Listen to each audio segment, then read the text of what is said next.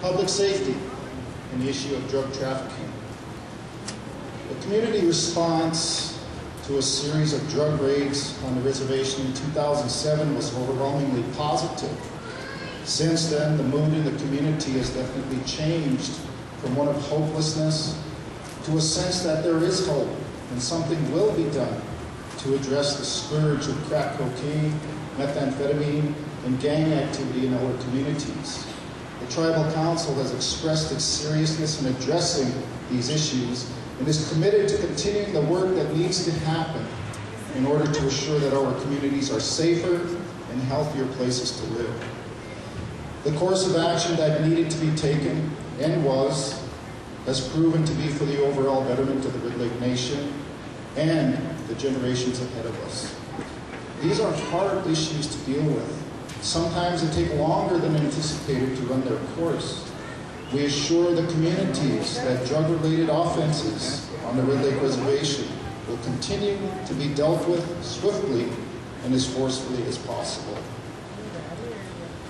This year, the Red Lake Band will consider joining an information sharing effort called iCare, or the Indian Crime Awareness Research and Evaluation Project, headed by the Criminal Justice Center for Innovation, a component of the Fox Valley Technical Center.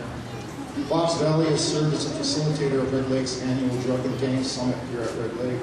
The purpose of iCare is to identify and develop a mechanism and protocol by which tribes and state agencies can share crime data and at the same time protect the sovereignty of Indian nations.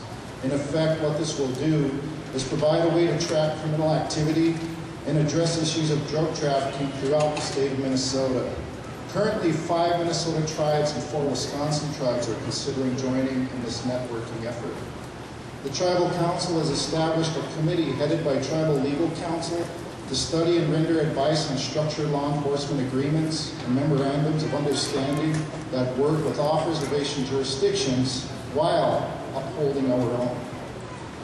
The tribe has also begun the process of implementing drug testing policies in the workplace.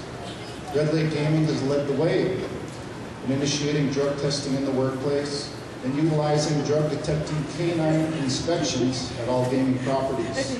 Over time, the tribe will expand its drug testing policies to other tribal entities. Law enforcement, tribal courts. In 2007, the Tribal Council hired a new public safety director, police captain, drug and gang investigator, and a tribal court administrator. Two of the main determining factors in selecting these individuals for employment as servants of the Red Lake people are: 1, all are Native people who are enrolled in federally recognized Indian tribes, and 2, they all come to Red Lake with first-hand knowledge and experience in dealing with drugs, gangs, and violence.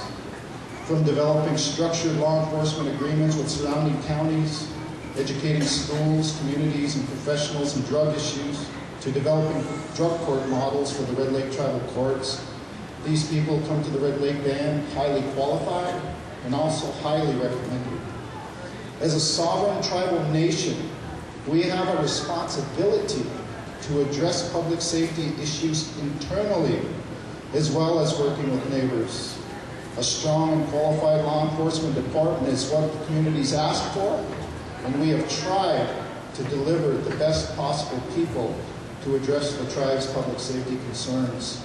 We believe that we are headed in the right direction. Also notable is that this year the speed limits in Little Rock have been lowered between Sandy Bridge and Highway 89.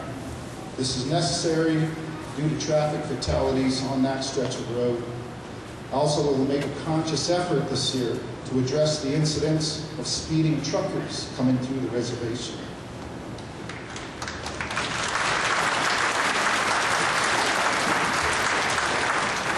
A 10 o'clock curfew alert has been reintroduced. Some of you give away my age here by telling everybody that when I was a kid, it used to blow at noon every day and then at 10 o'clock at night.